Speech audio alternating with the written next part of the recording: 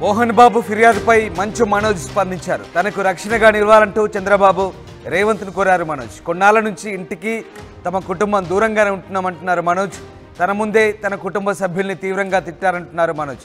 ఇంటిలోని CC footage కెమెరాలు మాయమయ్యా అంటున్నారు. విష్ణు అనుచరులే సీసీ ఫుటేజ్ మొత్తాన్ని మాయం చేశారంటూ మనోజ్ ఆరోపిస్తున్నారు. తాను ఆస్తుల కోసం ఎప్పుడూ ప్రాకులాడలేదంటున్నారు మనోజ్. తాను తన భార్య సొంత కాళ్ళ మీద నిలబడుతున్నామంటున్నారు. విద్యా సంస్థల్లో అక్రమాలు జరుగుతున్నాయని, విద్యా సంస్థలోని బాధితులకు తాను అండగా ఉంటానంటున్నారు మనోజ్. బాధితుల పక్షాన నిలబడ్డందుకే తనపై తప్పుడు ఆరోపణ చేశారంటున్నారు మంచు మనోజ్. తన భార్య తనకు ప్రాణహాని ఉందంటూ, తన భార్య నుంచి తన నుంచి ప్రాణహాని ఉందంటూ తన తండ్రి మోహన్ బాబు చేసిన ఆరోపణలో నిజం లేదంటున్నారు మంచు మనోజ్. తనకు అతని భార్య మౌనిక నుంచి ప్రాణహాని ఉందంటూ మోహన్ బాబు పోలీసులకు ఫిర్యాదు చేసిన నేపథ్యంలో మంచు మనోజ్ ఈ రకంగా స్పందించారు. తాను తన కుటుంబం ఆస్తి కోసం ఎప్పుడూ ఆశపడలేదంటున్నారు. తన కుటుంబ గౌరవాన్ని కాపాడే ప్రయత్నం చేశారంటున్నారు మనోజ్. తన ముందే తన కుటుంబ సభ్యుల్ని కొందరు కొట్టారని, తన ఇంట్లో ఉండాల్సిన సీసీ కెమెరాలు మాయమయ్యాయంటూ ఆరోపిస్తున్నారు. తన సోదరుడు విష్ణు అనుచరులే సీసీ కెమెరాల ఫుటేజ్ని మాయం చేశారంటూ మంచు మనోజ్ ఆరోపిస్తున్నారు. తన తండ్రి మోహన్ బాబు తనపై తప్పుడు ఆరోపణ చేస్తున్నారంటున్నారు. మోహన్ బాబు విద్యా సంస్థల్లో అక్రమాలు జరుగుతున్నాయని, అయితే తాను ఈ అంశంపై మాట్లాడినందుకే తమపై దాడి చేస్తున్నారంటూ ఆయన ఆరోపిస్తున్న పరిస్థితి కనబడుతోంది. సో బాధితుల పక్షాన ఉన్నందుకే తనపై దాడి చేశారంటూ మంచు మనోజ్ ఆరోపిస్తున్నారు. విష్ణు దుబాయ్కి ఎందుకు వెళ్లారో కూడా అందరికీ తెలుసంటున్నారు. కుటుంబ ఆస్తుల కోసం తాను ఎప్పుడు ఆశపడలేదని, ఈ వివాదంలోకి తన కూతుర్ని కూడా చేర్చడం బాధ కలిగించిందంటున్నారు. కొంతకాలంగా తాను మోహన్ బాబు ఇంటికి దూరంగానే ఉంటున్నట్టుగా ఆయన చెప్తున్నారు. ఈ వ్యవహారాల్లో తనకు ఏపీ ముఖ్యమంత్రి చంద్రబాబు నాయుడు, తెలంగాణ సీఎం రేవంత్ రెడ్డి అండగా ఉండాలంటూ మంచు మనోజ్ కోరుతున్నారు. తనపై కొందరు గుర్తు తెలియని వ్యక్తులు దాడి చేశారంటూ పోలీసులకు ఫిర్యాదు చేశారు మంచు మనోజ్. పహాడి షరీఫ్ పోలీస్ స్టేషన్కు సాయంత్రం సోమవారం వెళ్లిన మనోజ్ తనపై దాడి జరిగిందని, జల్పల్లిలోని ఇంట్లోనే తనతో పాటు తన భార్యపై తన తండ్రి మోహన్ బాబు సమక్షంలోనే విద్యానికేతన్ స్కూల్స్ పర్యవేక్షిస్తున్న వినయ్ అనే వ్యక్తి దాడి చేశారంటూ మనోజ్ ఫిర్యాదు చేశారు. మంచు మనోజ్ చంద్రబాబు నాయుడు, అలాగే నారా లోకేష్, పవన్ కళ్యాణ్, హోంమంత్రి అనిత, ముఖ్యమంత్రి తెలంగాణ రేవంత్ రెడ్డికి చేసిన ట్వీట్ మనం చూడొచ్చు. వాళ్ళందరినీ కోట్ చేస్తూ, అలాగే భట్టి మల్లు విక్రమార్క చూసిన తెలంగాణ సీఎంఓకు, తెలంగాణ డీజీపీ కూడా వీళ్ళందరినీ కోట్ చేస్తూ ఆయన ఈ ట్వీట్ చేశారు. తనకు రక్షణ కల్పించమంటూ, తనకు న్యాయం జరగాలంటూ వాళ్ళందరినీ కోరుతూ ఆయన చేసిన ట్వీట్ ప్రస్తుతం వైరల్గా మారుతోంది. ఇక మరోవైపు మనోజ్ ఫిర్యాదుపై విచారణ చేపట్టినట్టుగా పోలీసులు చెప్తున్నారు. ఇటు మనోజ్ మౌనిక నుంచి తనకు ప్రాణహాని ఉందంటూ మోహన్ బాబు కూడా పోలీసులకు ఫిర్యాదు చేశారు. తనకు రక్షణ కల్పించాలంటూ కోరుతున్నారు. సో ఇప్పుడు ఈ వ్యవహారం తెలుగు రాష్ట్రాల్లో హాట్ టాపిక్గా మారుతోంది. మోహన్ బాబు కుటుంబ వ్యవహారం, ముఖ్యంగా మోహన్ బాబు కుమారుల మధ్య జరుగుతున్నటువంటి ఈ గొడవ నేపథ్యంలో ఒకసారిగా మంచు ఫ్యామిలీలో తారాస్థాయికి చేరుకున్న ఈ గొడవలు, దీంతో ఒకరిపై ఒకరు పరస్పరం ఫిర్యాదులు చేసుకున్న పరిస్థితి. రాచకొండ సిపికి మోహన్ బాబు లేఖ రాశారు. మనోజ్తో పాటు తన కోడలతో కూడా ప్రాణహాని ఉందంటూ ఆయన రాసిన లేఖ. ఇటు తన తండ్రి చేసిన ఆరోపణలు పూర్తిగా అర్ధరహితం అంటూ మంచు మనోజ్ చేసిన ప్రకటన ఒక రకంగా గందరగోళాన్ని రేపుతున్నాయి. ఒకరిపై ఒకరు ఆరోపణ చేసుకుంటూ ప్రస్తుతం ఈ వ్యవహారానికి సంబంధించి ఒక ఆసక్తిని రేపుతుంది. మా కరెస్పాండెంట్ దేవిక జనయారు. దేవిక, ప్రస్తుతం మంచు కుటుంబంలో నెలకొన్నటువంటి తగాదాలు ప్రస్తుతం హాట్ టాపిక్గా మారుతున్నాయి తెలుగు రాష్ట్రాల్లో. ఒకరిపై ఒకరు పరస్పరం ఫిర్యాదులు చేసుకోవడం, ఒకరిపై ఒకరు పరస్పరం ఆరోపణ చేసుకోవడంతో ఈ వ్యవహారం కాస్త కన్ఫ్యూజన్గా మారుతోంది.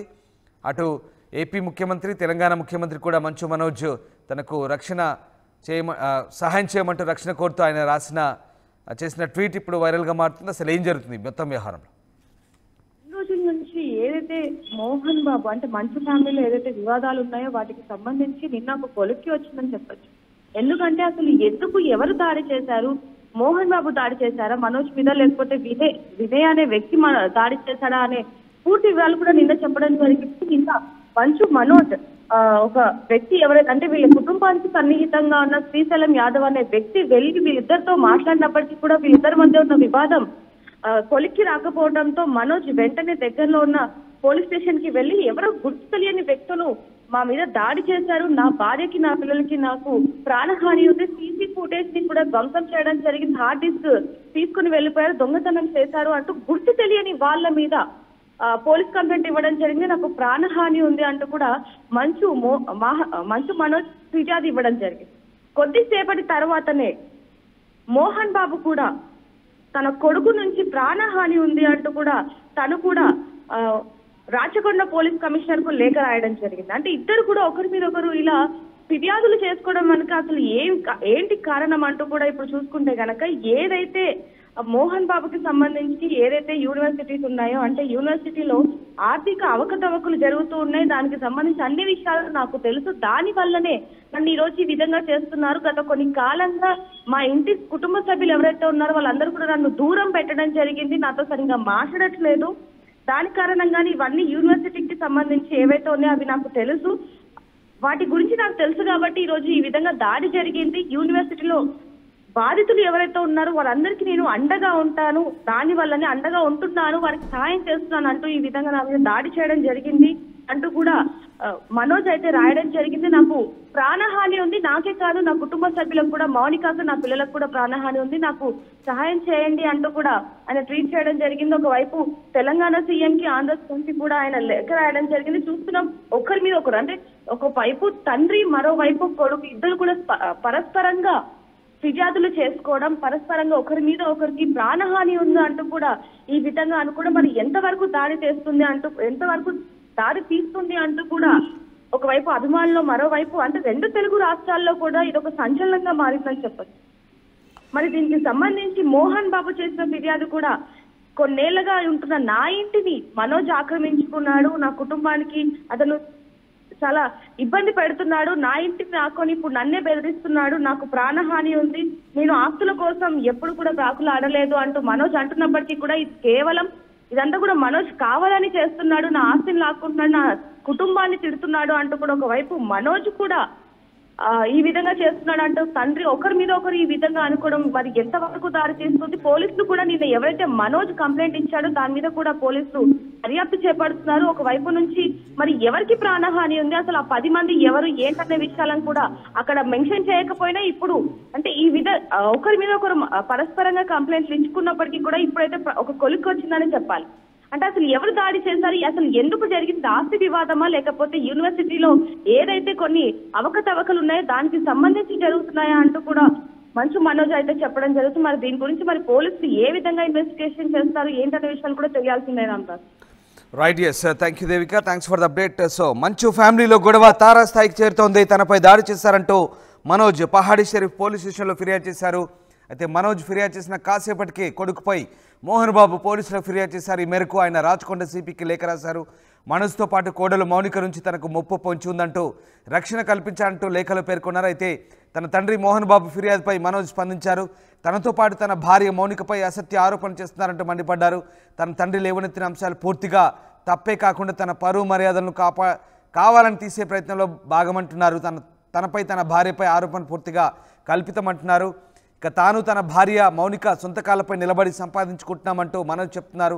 తన సోదరుడు కొన్ని కారణాల వల్ల దుబాయ్కి వెళ్లడంతో ఇంట్లో తన తల్లి ఒంటరిగా ఉంటుందని, తన తండ్రి ఆయన స్నేహితుల కోరిక మేరకు తాను కుటుంబానికి చెందిన ఇంట్లో గత ఏడాది కాలంగా ఉంటున్నానంటూ మనోజ్ చెప్తున్నారు. అయితే తప్పుడు ఉద్దేశంతో తాను 4 నెలల క్రితం ఆ ఇంట్లోకి వచ్చానని తన తండ్రి చేసిన ఫిర్యాదులో నిజం లేదంటున్నారు.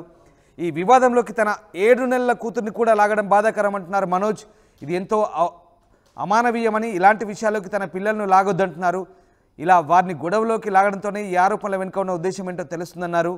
కుటుంబ గౌరవాన్ని కాపాడేందుకు ప్రతిసారి ప్రయత్నం చేస్తానంటున్నారు. అయితే ఇక మొత్తం వ్యవహారంలో తన సోదరుడు విష్ణు, ఆయన అసోసియేట్ అయినటువంటి వినయ్ మహేశ్వరి మోహన్ బాబు యూనివర్సిటీ విద్యార్థులను, స్థానిక వ్యాపారులను దోపిడీ చేస్తున్నారంటూ మనోజ్ ఆరోపిస్తున్నారు. వారికి మద్దతుగా బహిరంగంగా మాట్లాడేందుకే ఫిర్యాదు చేశారంటూ మనోజ్ చెప్తున్నారు. ఆర్థిక అవకతవకలకు సంబంధించిన ఆధారాలు తన వద్ద ఉన్నాయని, కావాలంటే వాటిని అధికారులకు ఇస్తానంటున్నారు మంచు మనోజ్. సో మొత్తం మీద విష్ణు స్వలాభం కోసం కుటుంబం పేరును వాడుకుంటున్నారని, తాను ఎప్పుడు స్వతంత్రంగానే ఉంటున్నానంటున్నారు. విష్ణు కుటుంబ వనరులను దుర్వినియోగం చేశాడని, తన తండ్రి ఎప్పుడూ అతనికే మద్దతుగా ఉంటాడంటూ మనోజ్ ఆరోపిస్తున్నారు. తాను మాత్రం పరువు నష్టం, వేధింపులకు గురవుతున్నానంటూ ఆవేదన వ్యక్తం చేస్తున్నాడు. సో మోహన్ బాబు విద్యా సంస్థలో జరిగిన అవకతవకల వల్లే తాను బహిరంగంగా చేసిన విమర్శలతోనే తనపై ఇలాంటి దాడి జరిగిందంటూ మనోజ్ చెప్పడం ఇప్పుడు కలకలం రేపుతోంది. ఇక ఇంట్లో సీసీటీవీ ఫుటేజ్ మాయం కావడంపై కూడా మనోజ్ ఆందోళన వ్యక్తం చేస్తున్నాడు. విష్ణు అనుచరులైన విజయరెడ్డి, కిరణ్ వాటిని ఎందుకు తొలగించారంటూ ప్రశ్నిస్తున్నారు. ఈ ఘటనపై తీవ్రమైన ఆందోళన, ప్రశ్నలు రేకెత్తిస్తుందంటున్నారు. కుటుంబ ఆస్తుల కోసం తాను ఎప్పుడూ ఆశపడలేదంటున్నారు. ఆస్తిపాస్తులపై ఆధారపడకుండా తన పిల్లలను పెంచుతున్నందుకు గర్వంగా ఉందంటున్నారు మనోజ్. సో మొత్తం మీద 8 ఏళ్లుగా తండ్రి సోదరుడి సినిమాలకు విశ్రాంతి లేకుండా పనిచేశానని, ఫ్యామిలీ గురించి ఆలోచించి ఒక్క రూపాయి కూడా తీసుకోకుండా పనిచేశానంటున్నారు. సోదరుడు విష్ణు ఇంకా కుటుంబం నుంచి మద్దతు పొందుతున్నట్టు మనోజ్ చెప్తున్నారు. సో ఓవరాల్గా మంచు ఫ్యామిలీలో జరుగుతున్నటువంటి గొడవలు ఇప్పుడు తారాస్థాయికి చేరుకున్నాయి. మంచు కుటుంబంలో జరుగుతున్న గొడవలతో ఒక్కసారిగా తెలుగు రాష్ట్రాల్లో అయితే ఒక ఆసక్తికరమైన చర్చ అయితే సాగుతుంది. సో మొత్తం మీద మనోజ్ చేసిన ఆరోపణలు, అలాగే ఆయనపై తన తండ్రి చేసిన ఫిర్యాదులు ఇప్పుడు చర్చనీయాంశంగా మారుతున్నాయి. మోహన్ బాబు విద్యా సంస్థలు, మోహన్ బాబు యూనివర్సిటీలో జరుగుతున్న అక్రమాలే ఈ గొడవలకు కారణమా? అసలు ఏం జరుగుతుంది? మనోజ్ చేస్తున్న ఆరోపణలు నిజమెంత? మనోజ్ ఏకంగా మోహన్ బాబు విద్యా సంస్థలు, ఆయన యూనివర్సిటీలో జరుగుతున్న ఆర్థిక అవకతవకలు, అక్రమాలను బయట పెడుతున్నందుకే తనపై దాడి చేశారంటూ చేస్తున్న ఆరోపణలు ఇప్పుడు కొత్త చర్చకు దారితీస్తున్నాయి. నిజంగా మోహన్ బాబు నడుపుతున్న విద్యా సంస్థల్లో అసలు ఏం జరుగుతుంది? ఎలాంటి అక్రమాలు చోటు చేసుకుంటున్నాయి? ఏకంగా సొంత కుమారుడు మనోజ్ ఈ మొత్తం వ్యవహారాన్ని బయట పెడుతున్న ఇప్పుడు ఆసక్తిని రేపుతుంది. అంతేకాదు ఈ మొత్తం వ్యవహారంపై దృష్టి సారించాలంటూ ఆయన ఏపీ ముఖ్యమంత్రి చంద్రబాబు నాయుడు, అలాగే హోంమంత్రి డిప్యూటీ సీఎం పవన్ కళ్యాణ్, ఇక తెలంగాణ ముఖ్యమంత్రి రేవంత్ రెడ్డి, డిప్యూటీ సీఎం భట్టి విక్రమార్కకు, అలాగే తెలంగాణ డీజీపీకి కూడా ఆయన ఎక్స్లో ఒక ట్వీట్ చేశారు. ప్రస్తుతం మీరు స్క్రీన్పై చూస్తున్నారు ఆ ట్వీట్. వీళ్ళందరినీ కోట్ చేస్తూ ఆయన ట్విట్టర్లో తనకు రక్షణగా నిలవాలంటూ ఆయన రిక్వెస్ట్ చేస్తున్నారు. తన తండ్రి, తన సోదరుడు చేస్తున్నటువంటి అక్రమాలను బయట పెడుతున్నందుకే తనపై ఇలాంటి దాడులు జరుగుతున్నాయంటున్నారు. తనపై జరిగిన దాడులను, సీసీటీవీ ఫుటేజ్లను తన సోదరుడు, ఆయన స్నేహితులు కలిసి మాయం చేశారంటున్నారు మనోజ్.